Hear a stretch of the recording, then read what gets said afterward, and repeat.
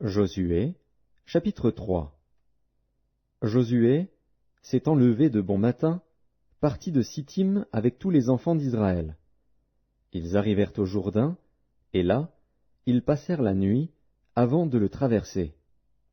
Au bout de 3 jours, les officiers parcoururent le camp et donnèrent cet ordre au peuple: Lorsque vous verrez l'arche de l'alliance de l'Éternel, votre Dieu, portée par les sacrificateurs, les Lévites, vous partirez du lieu où vous êtes, et vous vous mettrez en marche après elle.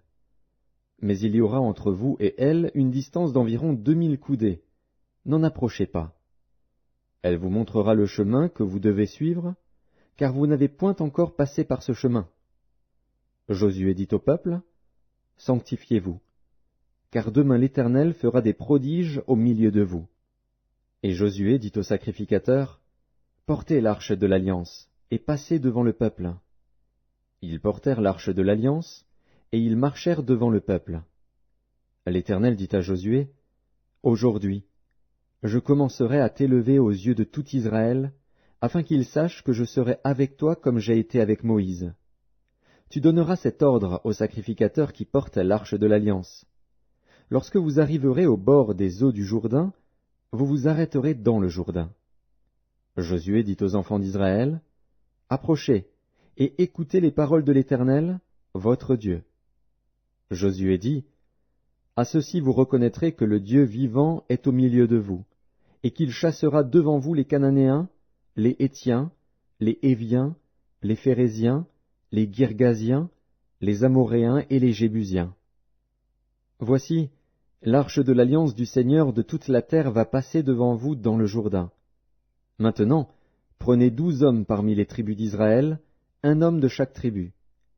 Et dès que les sacrificateurs qui portent l'arche de l'Éternel, le Seigneur de toute la terre, poseront la plante des pieds dans les eaux du Jourdain, les eaux du Jourdain seront coupées, les eaux qui descendent d'en haut, et elles s'arrêteront en un monceau. Le peuple sortit de ses tentes pour passer le Jourdain, et les sacrificateurs qui portaient l'arche de l'alliance marchèrent devant le peuple.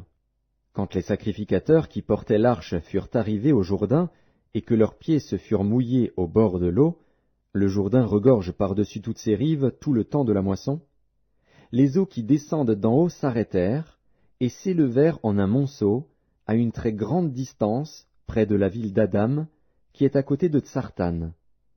Et celles qui descendaient vers la mer de la plaine, la mer Salée, furent complètement coupées. Le peuple passa vis-à-vis de Jéricho. Les sacrificateurs qui portaient l'arche de l'alliance de l'Éternel s'arrêtèrent de pied ferme sur le sec, au milieu du Jourdain, pendant que tout Israël passait à sec, jusqu'à ce que toute la nation eût achevé de passer le Jourdain.